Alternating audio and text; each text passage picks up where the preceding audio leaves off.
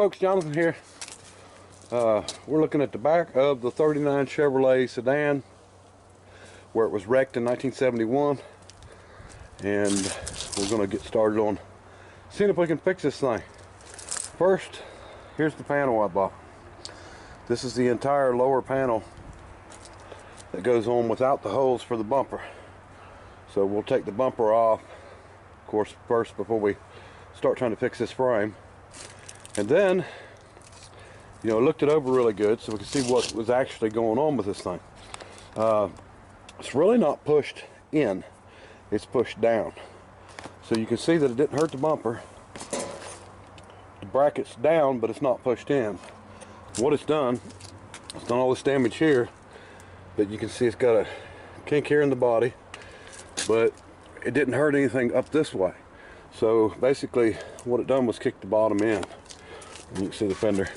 So here's the frame issue right here. So what has happened is the back of the frame's down, causing this to bend. And just like a wrecker boom, I'll give you an example here. If this was a wrecker boom and not a frame, okay, and let's say this was 1/4 inch plate on top and 1/2 inch plate on bottom, and you overloaded that boom and bent it, it will not stretch that 1/4 inch before it bends the 1/2 inch. And as you can see here, you know, it's doubled on the edges. It's got the bottom plate and it's only got a single top plate, but it actually crushed it instead of stretching it. And that's pretty much normal for the way a piece of box tubing or you know, anything that's boxed in bends. It will crush it way before it will stretch it. So basically what it's done is crushed our frame here, and it just happened to do it right here. And I don't know if this is a body mount that goes up through. It may be. I'm pretty sure it probably is. And that's just happened to be where the weakest point was. So that's where it bent it down at. So what we're going to do, I think I'm going to pull this fender off and go ahead and bend it. We're going to set something up. Now I've got wreckers and rollbacks. I can slide a wheel lift under here and chain it, and we can do all kinds of crazy stuff, you know, to try to make this thing back straight. We can put it on the rollback bed, chain it down, and jack it from there and all this. But we're going to slide an I-beam under here, and we're going to put the jack in this end, chain the I-beam, block it on that end all the way down, and see if we can get this frame straightened out. Okay folks, here's where we are. Fender's off. Gas tank's still on. I have not pulled it, but I think I'm going to do a little framework before I pull it, because it's got the straps in a little bit of a bind. We're going to see what we can do with it. Let me see. I-beam under it, and I've got it blocked to where it's sitting on the I-beam. Now what I'm doing is making a piece that mounts here, and it's going to come down and chain to the top of the I-beam down here, and that will keep hopefully hold it here. Now there's no good way to hook on this. I'm trying to keep from welding to it, burning a hole through it, or burning the hole through up here, or taking the body off. I'm trying to come up with a way to clamp to it, and I'll show you how I'm going to do that. We can clamp to it and hold it, and I can jack it up here if we need to. We can heat it or whatever. I think I'll take this bolt out. This is a body mount bolt, but it's behind the back seat. It's not in the trunk.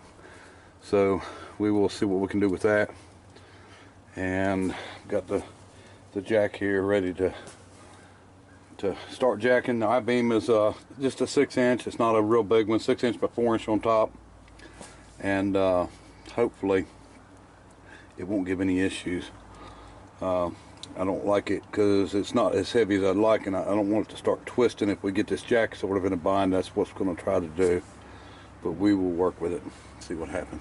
Here's the piece that I made to go to the frame. It's just some scrap bolted together, 1/2-inch plate. So I'm trying to get a loop on here. Okay folks, we got it on, but like a dummy, I welded this the wrong way. Needed to weld it a long ways, but I mean, it's still, this will pivot, so it'll give us a pretty decent pull. We're going to try it anyway. If it breaks off, it breaks off. We're not going to be in any danger zone of this thing anyway. So let me see, I just used that chain. I think I'm going to go down through and probably put a hole through the I-beam, run the chains through it and around it up to this one, and that way we can at least get her mounted down good, and then maybe we can start putting a little pressure on it and maybe tapping on it and putting a little heat on it if we need to. I will probably go ahead and take this body mount bolt out though. May make things a little easier, we'll see. But anyway, the main thing is that we got to get this frame raised up. We should be able to take a good measurement from probably the center of this leaf spring pin to the center of the front one, and that'll give us a length. And you know, it's not going to be a perfect way to measure it, but it's, you know, if I can get that close first, we'll go from there, and then we'll start, you know, figuring out some other ways of getting some measurements on it. So, all right.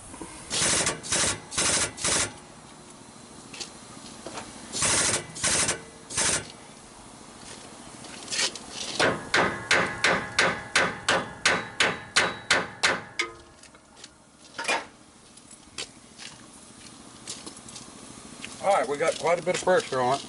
We've got a good ways that we can still go. We just got to be really careful here. So we're grabbing hard, got pressure on here, and then at the front of it, it's coming up and holding against the frame. And it's trying to rock. I'm going to go ahead and fire the torch up and just heat it up just a little bit and see if we can get, you'll probably be able to see this gap start closing up, hopefully. And if we can get that gap to close up,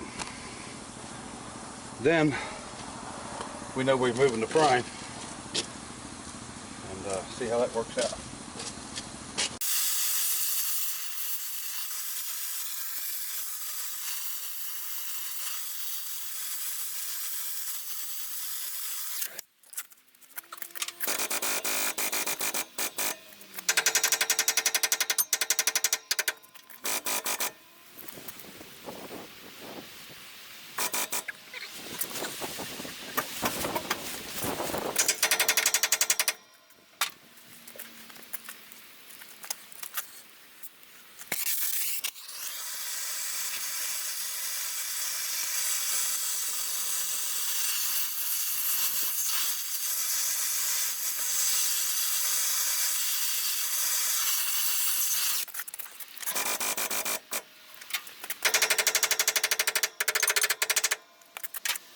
I mean, it looks like it's coming out, but I don't know if we moved it at all. I can't really tell looking at it, which, I don't know.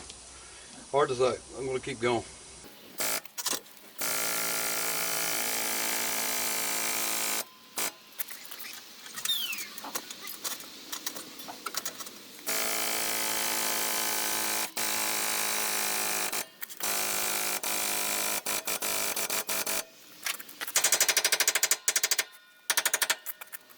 And yes, I know I need a rosebud, but I don't have one.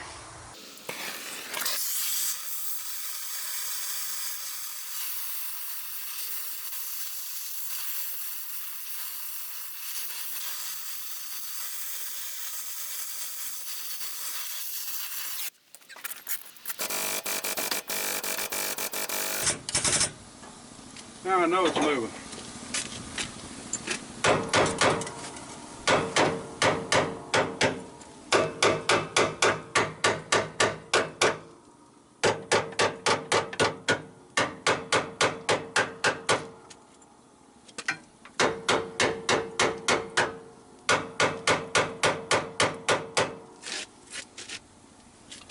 All right, we'll do some measuring here shortly. We don't want to go too far.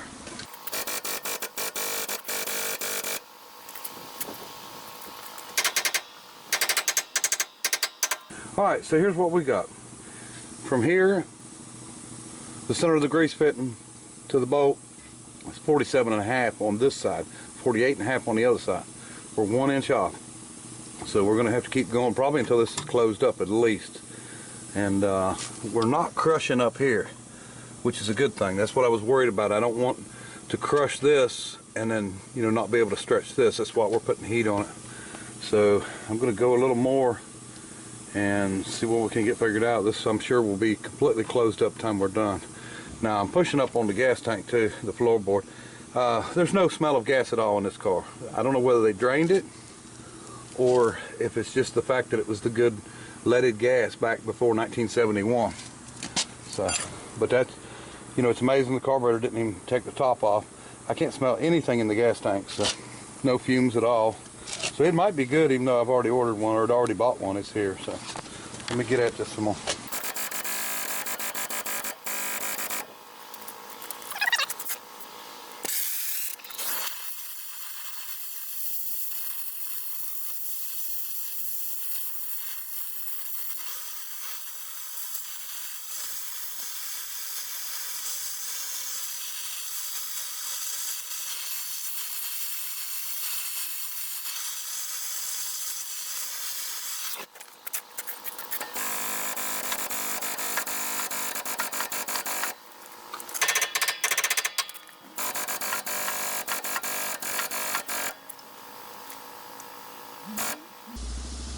My jack leaking back down. I don't know if I just don't have it tight or what, but pulling that down out, definitely coming up some.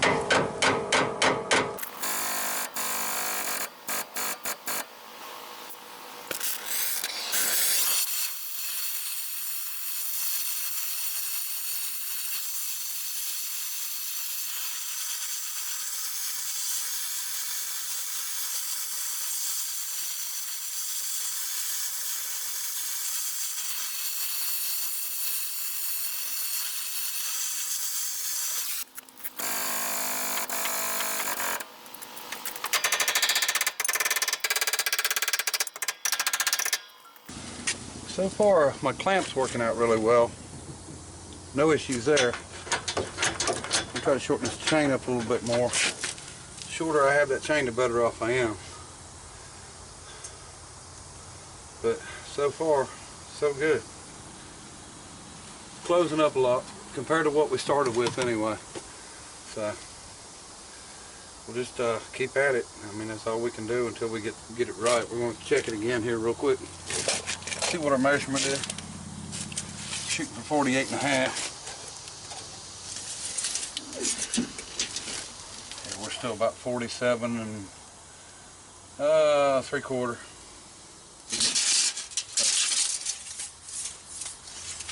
So all we can do is keep working on it.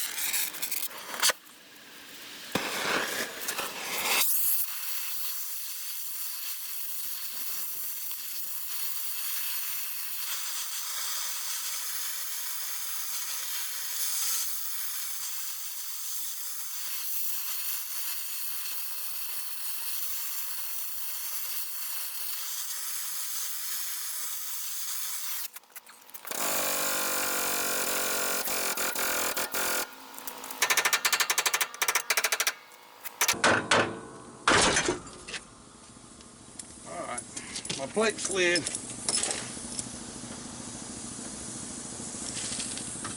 Well, I guess if that's the worst thing that happened, we're all right.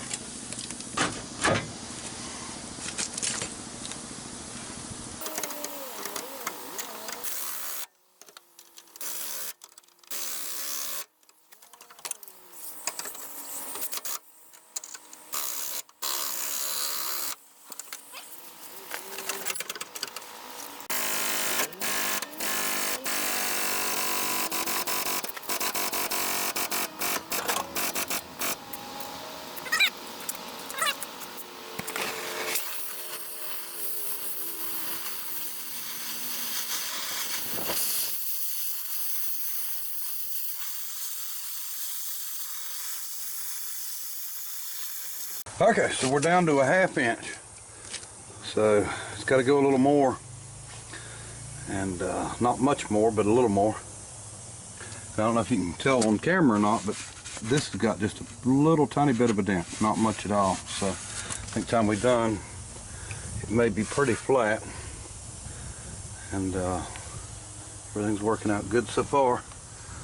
This hasn't moved anymore, so it's clamped pretty good. It's not hurting anything. That's the good thing. You know, usually when you grab somewhere, you know, if you hook in a hole, you'll rip it or something like that. But that's working out really well.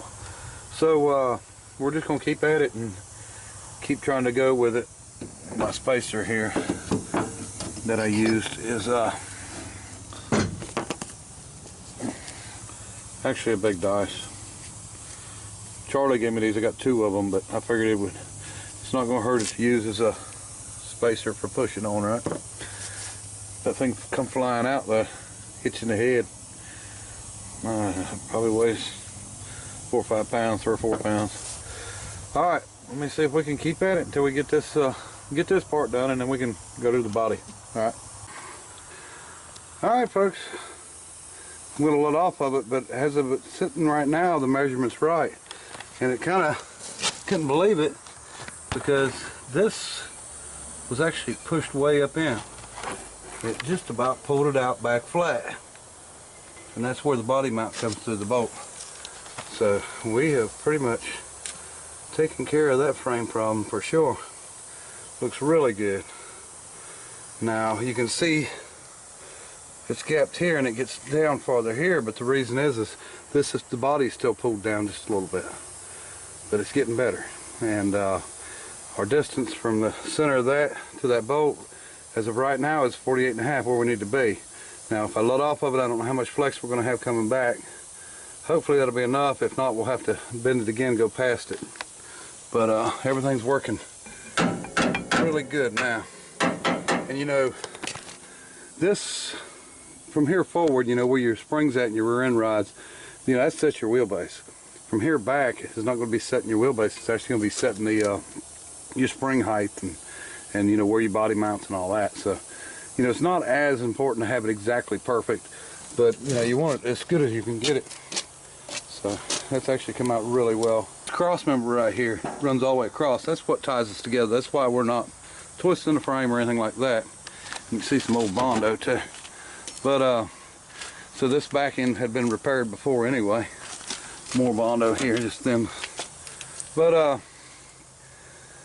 once we cut all that away, we can get that frame back like it's supposed to be, and we'll get it straight, looking right, where the bumper mount will go on it. I don't know if I'm going to just run the roll pan or if I'm going to run the rear bumper or not. I know I got a decent front bumper that a friend of mine, Jake, brought me, so we'll get it on. But now, you know, we're going to figure out where we're going to cut.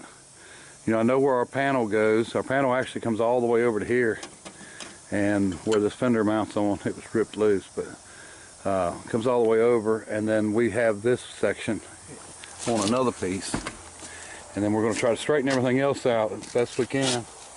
And the fender, I've already got a lot of it out. It's not perfect yet. We got to do some dollying, but I've done that for length. So if I can get it up there where it needs to be, I'll know what this opening needs to be done once I get this fender, you know, a little straighter. And whatever hit it in the back here, we'll probably just go ahead and straighten this fender out and get it on there. Because a fender for this thing is really stupid expensive first, but second, I can't really find one at any kind of a reasonable price. And my understanding is the 39 is the only thing that fits it. And for now, what happened when this thing wrecked is it bent that spring, but for now we're going to leave that. We're going to see how it rides and see if it's level from one side to the other before I change it. I don't want to heat it and bend it down because it'll lose all of its springiness, flex. So we don't want to take the spring tension out of it. So, all right, okay. So we got a tire on it. That's the spare out of the back. It's about wore out, but it holds air. That's the important part. As you can see, we look good on our spring shackle. You know, before it was all the way around. So, and it wasn't going to work. So we've got some suspension now. So we're good to go there. So, okay folks, since we've got the frame straightened out, next we're going to be pulling this body out. Now this is not going to be hard at all to pull. And it's actually pretty flimsy. The problem is we're going to have to connect to this somehow to keep from ripping it apart. We actually need to bring it back and over toward the passenger side some. And then as we're doing it, you can see the body line is right over here, but the body is pushed in this way over here. So I want to try to bring it out as I pull it, but also try to pull it enough to get these bows out. I'm not worried too much about any of this because we're replacing it, but we want to try to get this as straight as we can get it before you know, we cut any of this off. We've got this section that we can cut off of and, you know, use what we can use. It's not, you know, the ideal situation, but better than nothing. So the plan is to put it all in a nutshell here. Once we pull it, cut it loose, get the other stuff on where we want it, we're going to be, you know, putting the panel here, putting the panel on the bottom, and then I'm going to have to build the inside panels. And we'll get everything straight and all the body lines right, trunk and for the fender and everything before, you know, we start building the inner structure. So anyway, that's the plan. And so the next video we'll be pulling all this and hoping to get to it today, but it's just getting too late, so it will be tomorrow. Hopefully I'll have time tomorrow. So anyway, appreciate everybody watching. Till next time, bye.